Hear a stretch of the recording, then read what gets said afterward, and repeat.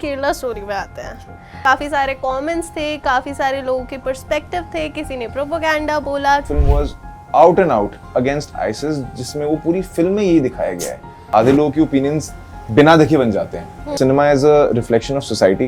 लोगों के साथ ऐसा ऐसा हुआ है, अनअवेयर हैं और they choose not to maybe look at it. Bombay में सीखने को बहुत कुछ मिला है, क्योंकि मैं शायद 21-22 साल की उम्र में चला गया था। स्कूल में बहुत बोर हो जाता था, तो films used to be a nice escape for me. CA की तैयारी कर रहा था। सीए बनने के लिए तैयारी कर रहा था, इतना CA सारी मेहनत कर रहा था। दूसरा सीए बन गया, क्रिएटिव आर्टिस्ट। हल्का पट आई है जी। सच अ डायनेमिक कैरेक्टर। भले केरला स्टोरी देखे, मेट्रो इन दिनों देखे, वो ऑपोजिट लग रहे थे, अभी ये आ गया नया। अपने आपको फालतू में विलन दिखा दूं और उसके बाद हेट मिले या फिर मूवी फ्लॉप हो जाए, what is your take on it? क्या अगर परेश रावल है तो वो हमें कॉमेडी रोल्स में ज्यादा अच्छे लगेंगे, या फिर अगर वंदना जी है तो वो हमें खिचड़ी वाली जो है like a dream come true के बासु सर के साथ काम करने को मिल रहा है, अनुपम सर के साथ स्क्रीन स्पेस शेयर करने को मिल रही है, जिनको मैं बचपन से देखता आ रहा हूँ। We made that entire series in just 10 days. Hello everyone, you are watching ANT live as well as APP live. आपके साथ मैं हूं वंशिका और मेरे साथ है प्रणय। कैसे हो आप? बढ़िया। इतना ग्रीन एटमॉस्फेयर है। This is the first time we are shooting in such a vibrant place. सबसे पहले thank you for that. No, thank you for choosing this place. I am also very happy. मैं भी पहली बार ऐसे green area में shoot कर रहा हूँ। जनरली ग्रीन स्क्रीन की आदत होती है, but this is good for a change. अच्छा, अभी 10 महीने जो आपने बताया, इट्स अ लॉन्ग गैप। 10 महीने बाद घर वालों की याद नहीं आई? इतना ज्यादा टाइम बाद मम्मी पापा से मिल रहे हो, कैसा लगा सबसे पहले? यार, घर होम कमिंग तो हमेशा अच्छा ही रहता है, बिकॉज घर का खाना, घर में खुद का जो कंफर्ट है वो तो यही मिलता है, राइट? आप कहीं भी और चले जाओ वो बात नहीं होती। बिल्कुल। तो 10 महीने तो बहुत टाइम हो जाता है, और इतना मुझे आज तक लगा नहीं है, बट काम भी जरूरी है। मुंबई मेरे लिए कर्मभूमि है, नोएडा घर है। वहाँ पर कर्मभूमि या जन्मभूमि? जन्मभूमि लखनऊ है, पर फिर काफी जगह रहा भी हूँ। लखनऊ भी रहा हूँ, मथुरा भी रहा हूँ, नोएडा सबसे ज्यादा रहा हूँ, बैंगलोर 5 साल रहा हूँ। तो देखा जाए तो खिचड़ी हो गई है, क्योंकि मुंबई में अब 10 साल हो गए मुझे। तो हर जगह का अलग ही कल्चर, अलग ही एक्सपोजर। लखनऊ, नोएडा, बॉम्बे, मथुरा, बैंगलोर। ठीक है, इस सब से सबसे ज्यादा अच्छा कौन सा लगता है? यार, घर ही पसंद है। घर ही पसंद है। घर में मजा आता है। लेकिन बॉम्बे में सीखने को बहुत कुछ मिला है, क्योंकि मैं शायद 21-22 साल की उम्र में चला गया था। तो जो स्ट्रीट स्मार्टनेस या फिर जो आपको लाइफ एक्सपीरियंसेस मिलते हैं बॉम्बे में, वो शायद ही कहीं और मिले। तो बॉम्बे ने सिखाया बहुत कुछ है, दिया बहुत कुछ है। Even to have like a dream कि मतलब आप एक्टिंग करना चाहते हो या फिल्मी जगत का पार्ट बनना चाहते हो, तो बॉम्बे इज दैट शहर जिसने वो अपॉर्चुनिटी दी, चीजें सिखाई, रिजेक्शन दिखाया, अपने आप पे मेहनत कैसे करनी है वो दिखाया, अच्छे लोगों से मिलवाया, बुरे लोगों से मिलवाया। बट कहीं ना कहीं आपकी डेवलपमेंट बहुत अच्छी हो जाती है। दुनियादारी सिखा देती है बॉम्बे। तो अगर आप टिक जाते हो वहाँ पे तो बहुत ही बढ़िया है। अच्छा, बॉम्बे में टिकने की बात रही तो एक्टिंग वाज स्टार्टिंग से ही ऑन द पॉइंट्स, या फिर रैंडमली आया, या फिर किस्मत ने कुछ जादू किया, समथिंग लाइक दैट? नहीं, मैं बचपन से स्टोरी टेलिंग और इन सब चीज़ों का तो शौक रखता था। मुझे कहानियाँ लिखना बहुत मज़ा आता था एज अ किड। ये एक ऐसी फील्ड थी जहाँ पे मैं स्कूल में बहुत बोर हो जाता था, तो films used to be a nice escape for मी।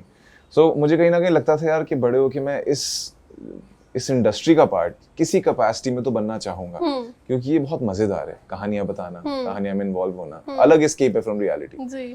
तो वो कहीं ना कहीं मेरे साथ रहा। लेकिन फिर मैं कॉर्पोरेट बैकग्राउंड से आता हूँ, मेरे मॉम डैड कॉर्पोरेट बैकग्राउंड से आते हैं, और हमारे लिए लाइफ का नज़रिया बहुत अलग होता है कि पढ़ाई, MBA, जॉब, बहुत अलग ही दुनिया है, कटथ्रोट दुनिया है। लेकिन मेरा कहीं ना कहीं बेंट ऐसा रहा, तो मैं CA की तैयारी कर रहा था, एंड देन फॉर्चुनेटली मुझे एक अपॉर्चुनिटी मिली नोएडा में ही। रिखिल बहादुर करके था बंदा, he was directing and producing a film, and I said okay, he wanted to audition me। मैंने कहा चलो करके देखते हैं, एक मौका है, ऐसे मिलते नहीं है, करके देखते हैं।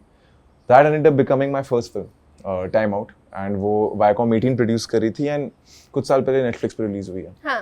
So वो मुझे एक टिकट टू बॉलीवुड मिल गया, and I was like okay, मैं ये मौका जो मिला ये छोड़ना नहीं चाहूँगा, because दिल्ली में बैठे हुए, नोएडा में बैठे हुए, बॉम्बे इंडस्ट्री के बारे में सोचना, प्लान करना बहुत डिफिकल्ट होता है, क्योंकि आपको पता नहीं होता वहाँ चीज़ें कैसे काम करती हैं। तो this was a nice ticket thanks to God and I thought चलो let me just Noida go में बैठे बैठे टिकट मिल गई, डायरेक्ट बॉम्बे पहुंच गए उसके बाद। डायरेक्ट बॉम्बे पहुंच गया। अच्छा, अभी रीसेंट प्रोजेक्ट्स की बात करें, छल कपट आई है जी। सच अ डायनेमिक कैरेक्टर, हाँ। मतलब हर कैरेक्टर में सरप्राइज करते जा रहे हो आप। भली केरला स्टोरी देखी, मेट्रो इन दिनों देखी, वो ऑपोजिट लग रहे थे, अभी ये आ गया नया। आई am very glad, thank you. अगर आपको लगता है कि अलग अलग रहा है, कोशिश वही रहती है कि जितने वर्सेटाइल कैरेक्टर्स कर सकूं उतना अच्छा है, वरना फिर लोग आपको एक नजरिए से देखने लग जाते हैं कि अच्छा चॉकलेट रोमांस रोल में डाल दो या फिर एक्शन करवाओ सिर्फ।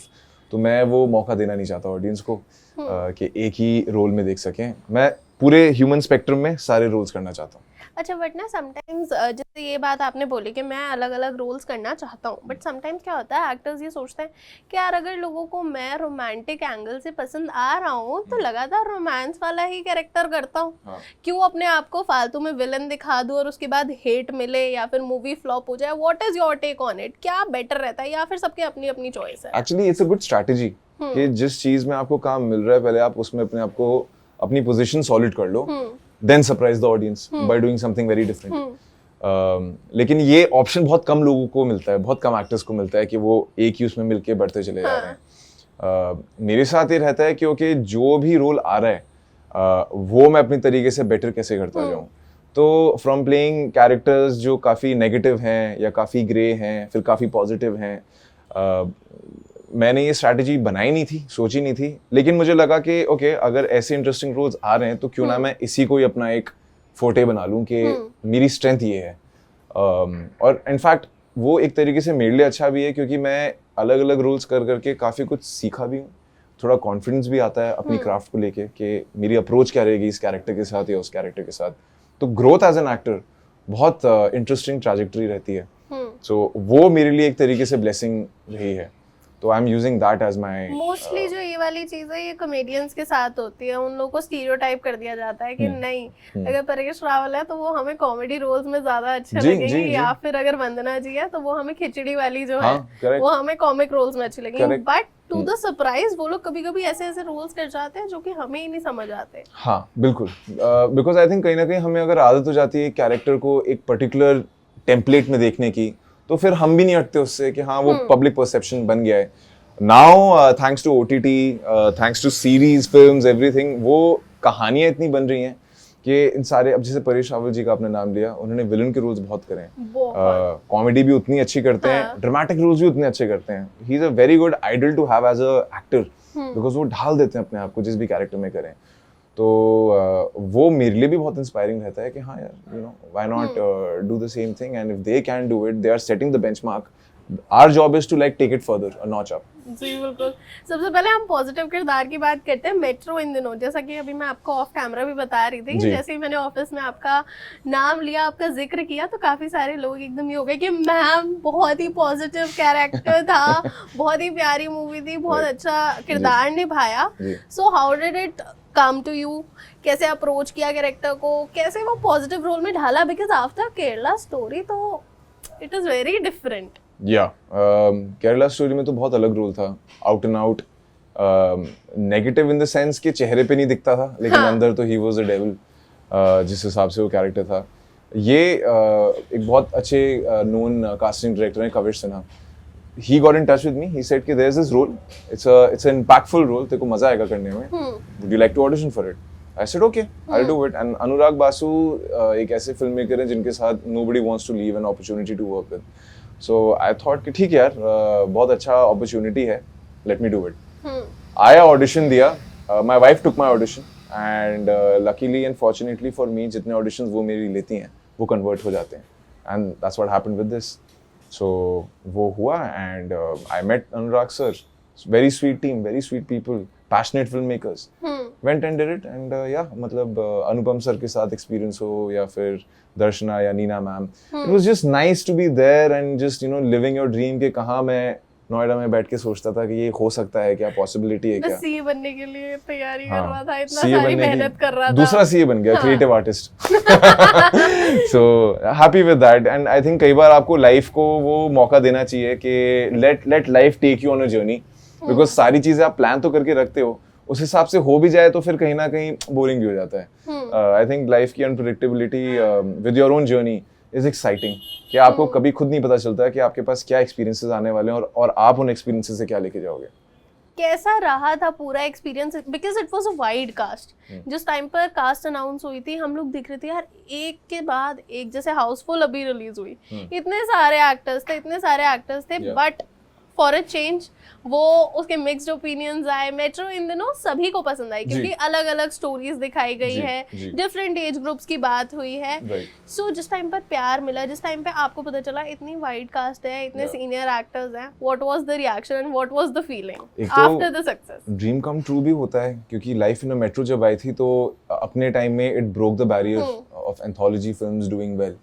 And Anurag Basu was the Pioneer and visionary in that कि चलो ऐसी कुछ कहानी बनाते हैं। तो जब ये फिल्म भी आई एंड जब सारी चीज़ें हो गई थी that I am on board, तो इट्स अ वेरी ऐसे सरियल सी फीलिंग तो होती है। एंड देन जब आपको पता चलता है कि इतने वेटरन्स होंगे या एक्टर्स होंगे जिनके साथ आप काम करोगे, तो हल्की सी वो भी लगता है कि अच्छा ओके इनके साथ सीन कैसा होगा, वो एक्साइटमेंट, एक नर्वसनेस होती है कि how will this turn out to be. And मुझे लगता है काफ़ी सारी कहानियाँ हमारे दिमाग में चलती रहती हैं, पर जब चीज़ें होती हैं तो फिर उन चीज़ में प्रेजेंट होके वो चीज़ें कब होके निकल भी जाती हैं आपको पता भी नहीं चलता। तो all in all I was just thanking my stars, counting my blessings कि ऐसा कुछ हुआ है। Now for me it's my duty and job to make the most of it and the best of this opportunity.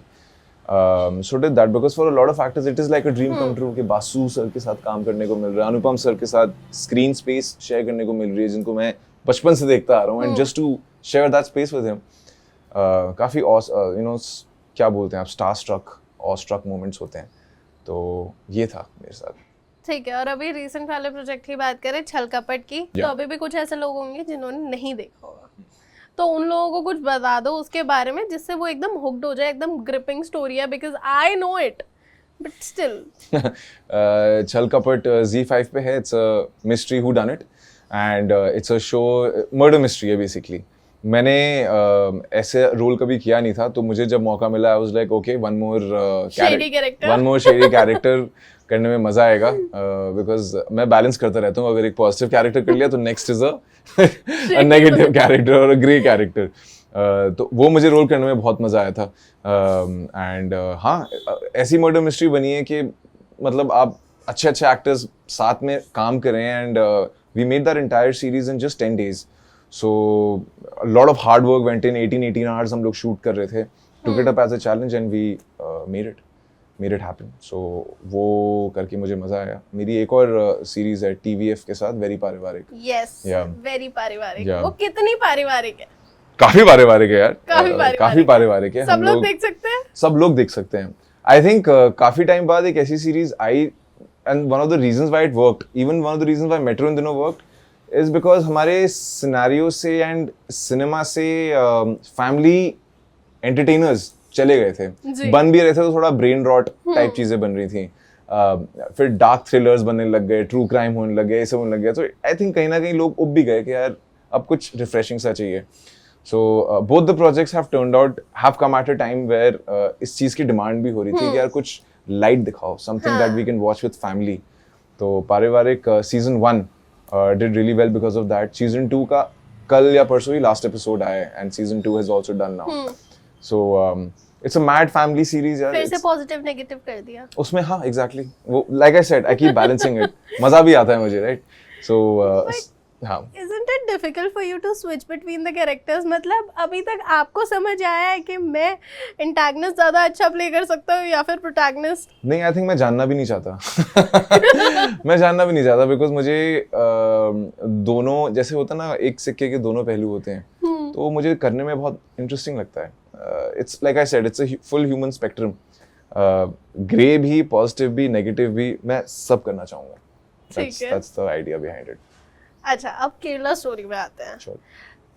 The movie which sparked, काफ़ी सारी चीज़ें हुई after the story before the release काफ़ी सारे कमेंट्स थे, काफ़ी सारे लोगों के पर्सपेक्टिव थे। किसी ने प्रोपेगेंडा बोला, किसी ने बोला कि ये तो ऐसा एक मैसेज सेट कर रहे हैं जिससे लोगों के बीच में हेट्रेड आएगी। What was your take on that story? जिस टाइम पर साइन करी उस टाइम पे लगा कि ये सच्ची तो सारी घटनाएं हैं, लेकिन फिर भी हम मूवी में, जैसा कि अनुपम खेर जी ने भी बोला था कि भाई हमने मूवी में पूरी चीज़ें तो दिखाई ही नहीं जो एक्चुअल में हुआ था लोगों के साथ।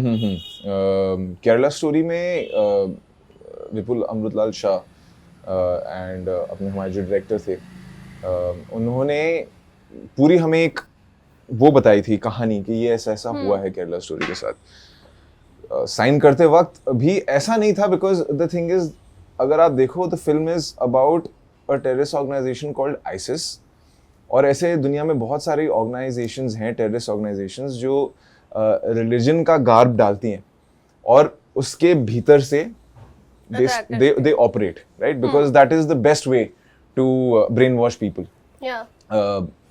अब क्या है कि कोई भी सेंसिटिव टॉपिक पे प्रोडक्ट बनता है या फिल्म बनती है कुछ भी, तो उसको पोलिटिसाइज करना बहुत आसान होता है, स्कैंडल्स बनाना, कंट्रोवर्शियल बनाना बहुत आसान होता है, जो कि हुआ। फिल्म है, लोगों के अपने अपने ओपिनियंस होते हैं, but I think everyone stood by the fact that the film was out and out against ISIS, जिसमें वो पूरी फिल्म में यही दिखाया गया है दैट सीरिया ले जा रहे हैं, ये ले जा रहे हैं, वो ले जा रहे हैं, वरना मतलब क्या है? एंड सीरिया क्यों होगा? तो इसलिए होगा बिकॉज वहाँ पे ऑर्गेनाइजेशंस ऑपरेट करती हैं। India is not just the only country.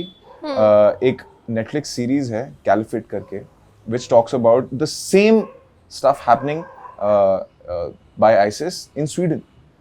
So Europe में आप बहुत सारे कंट्रीज में देखोगे, इंडिया में है, हर तरीके से, एक तरीके से they're like trying to penetrate and destabilize the fabric of a nation. तो जब ये चीज आप दिखाते हो तो यस, रिस्क ये होता है कि लोग आपके टुवर्ड्स अगेंस्ट जाएंगे कि ये क्या दिखा रहे हो, वो क्या दिखा रहे हो, क्योंकि लोगों में पेशेंस नहीं होता कि बैठ के देख लें। आधे लोगों की ओपिनियंस बिना देखे बन जाते हैं, यू नो। सो बहुत लोग इनफैक्ट जब उन्होंने फिल्म देखी, एवरीवन सॉर्ट ऑफ अंडरस्टूड कि या द फिल्म इज अगेंस्ट और about an organization, a terrorist organization, because जब वो फिल्म रिलीज हुए 2 साल हो गए हैं, कोई दंगे फसाद तो हुए नहीं, कोई हेट्रेड तो एज सच हुई नहीं। एवरीवन नोज कि हाँ, हर कम्युनिटी में एक सेक्शन होता है जो तंग करता है, एक सेक्शन होता है जो मतलब फालतू के डिस्टेबलाइज करने की कोशिश करता है चीजें for its own benefit. So that's something that we took a risk with, लेकिन cinema is a reflection of society, and अगर हम वो चीज़ भी डर डर के करें और नहीं बताएं या नहीं दिखाएं, क्योंकि ऐसी चीज़ें जनरली मीडिया में नहीं आ रही या कभी नहीं आ रही, या आई भी हो तो किसी ने ध्यान नहीं दिया, तो that's just a filmmaker's responsibility and we just went ahead with it. Emotionally कितना ड्रेनिंग था?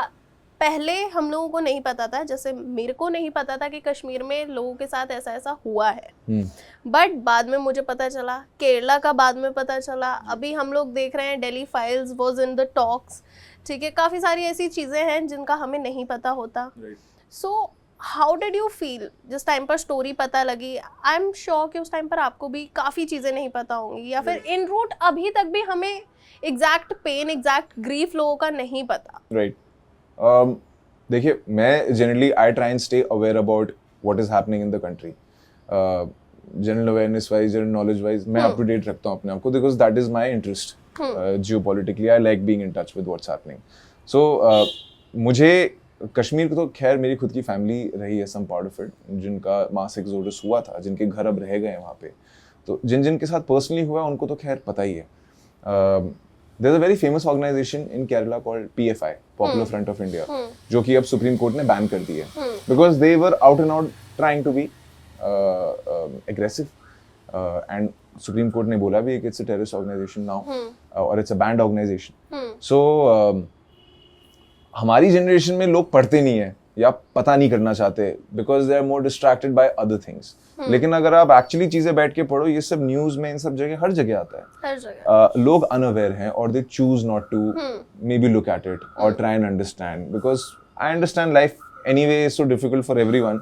वो क्यों किसी और डिस्टर्बिंग न्यूज में घुसेंगे या जाएंगे, लेकिन रियलिटी तो है, अपने देश में भी कुछ चीजें खराब हो रही हैं और होती हैं, पता होना चाहिए। अब उस पर फिल्म्स बन, तो वही मैं कह रहा हूँ, फिल्म मेकर आई थिंक उसकी रिस्पॉन्सिबिलिटी ये आ जाती है, how do you present a story that is slowly affecting our society, but how do we present it so that people get aware about such things. So जब मुझे पता भी चला केरला स्टोरी के बारे में, it's obviously किसी के बच्चे के साथ हो रहा है. कोई एक उनमें से जो लेडी है वो अभी भी अफगानिस्तान UN जेल में है. वही है ना, जब किसी और के साथ होता है तो यू आर लाइक हाँ ठीक है, लेकिन जब खुद पे बीतती है तो it's like, and as an actor you have to be empathetic towards other peoples pain and understand कि यार सही नहीं हुआ है. सो या I thought it's a story which is should be told, and with that energy we went and made that film. ठीक है, अभी माहौल को थोड़ा सा लाइट करते हैं. जी बिल्कुल. वेरी पारिवारिक की बात करते हैं. बहुत ही फन कैरेक्टर है, बहुत ही ज्यादा मजेदार किस्म के इंसान हैं आप. उसमें कुछ और बताना चाहेंगे उस कैरेक्टर के बारे में? मेरी I play a married man in the series. तो अनीश रमाइसी यही है कि मेरा कैरेक्टर और मेरी वाइफ मुंबई में रहते हैं, काम करते हैं, और पेरेंट्स यूपी से आते हैं और साथ में रहना शुरू करते हैं. Mother is from Bihar. तो उनके बीच में आइडियोलॉजिकल डिफरेंसेस, क्लैशेस, जो चीज़ें होती हैं वो मज़ेदार है, ड्रामा है, देखने में मज़ा आता है. हम सबकी ट्यूनिंग इतनी अच्छी है कि बहुत चीज़ें ऑर्गेनिकली हो जाती हैं. कॉमेडी करना बहुत मुश्किल है, क्योंकि कॉमेडी के साथ ये है कि इट्स आइदर अ हिट और अ कंप्लीट मिस. लोगों को हंसाना बहुत मुश्किल होता है. रो तो आप दोगे, एक्शन आप कर लोगे, हंसाना बड़ा मुश्किल होता है.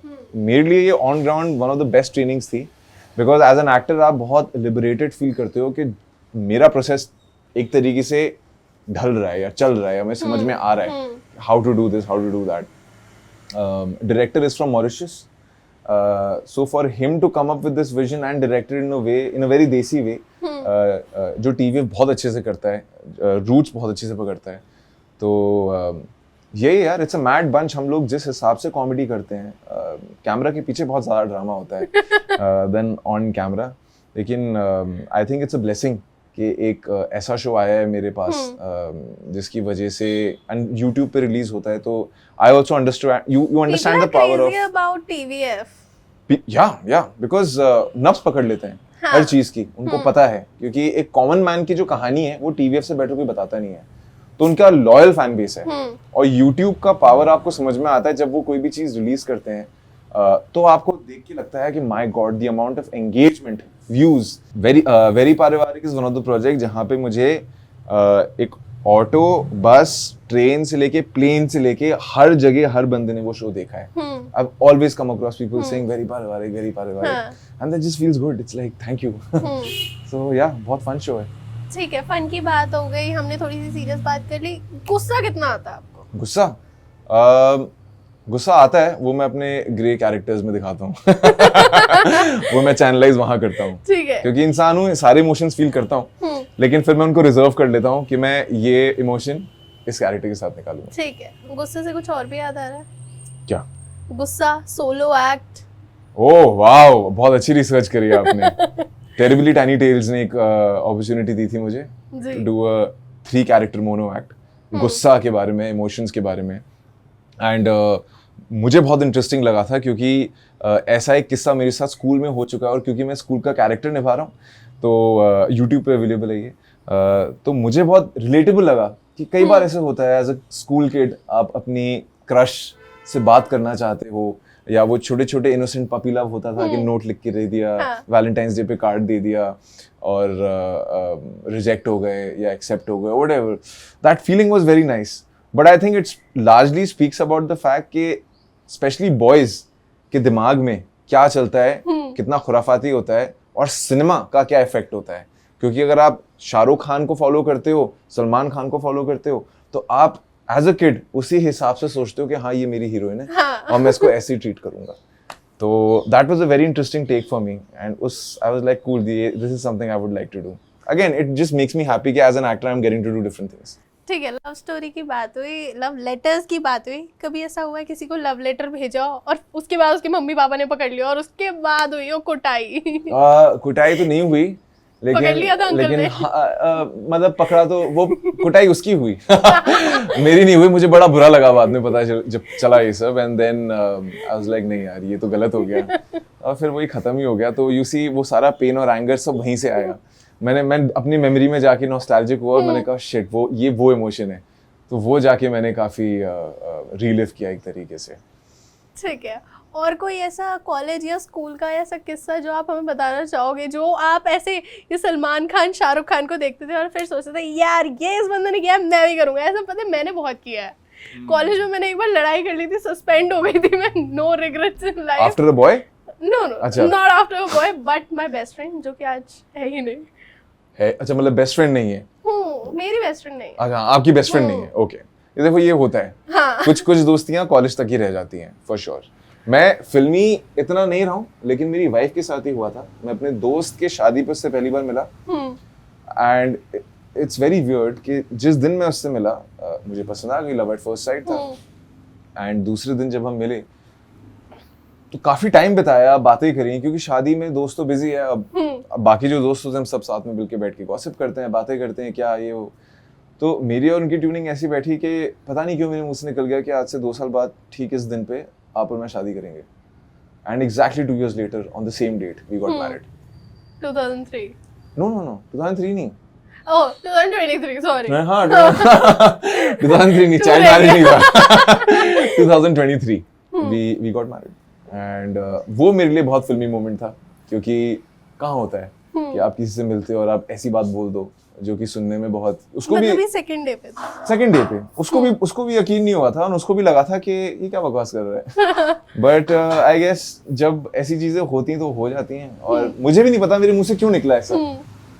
But exactly 2 years later we got married. And अभी भी हम अगर सोचते हैं उस चीज के बारे में, गूज बम्स आते हैं, लगता है कि wow, I think there is a reason why films are inspired by real life. हमें लगता है ना कि फिल्मी हो रहे हैं, बट नहीं यार, ये हम लोगों से ही बनती हैं फिल्में। अच्छा, आज आप सोच रहे होगे तो ऐसा लग रहा हो यार कितना चीज़ी था मैं, लगता है मतलब मैंने एकदम लड़की को बोल दिया आज से 2 साल बाद हम शादी करेंगे। एग्जैक्टली वो लगता है कि इन रेट्रोस्पेक्ट आप देखो तो आपको लगता है ये क्या कर रहा था यार। और क्योंकि वो कहानियां ऐसी चीजें जब अपने दोस्तों के साथ और दोस्तों के साथ शेयर करते हो तो हंसते हैं कि क्यूट बोलेंगे, फिल्मी बोलेंगे, लेकिन जब उस टाइम में मैं उस मोमेंट में था तो वो बहुत रियल फील हुआ। तो आई सेड यही है, दिस इज द वन। चलो ठीक है, अब एक क्विक सा शॉर्ट सा रैपिड फायर। ओके ठीक है, coming to the end. Sure. जल्दी जल्दी आंसर्स देने, मतलब नो चीटिंग।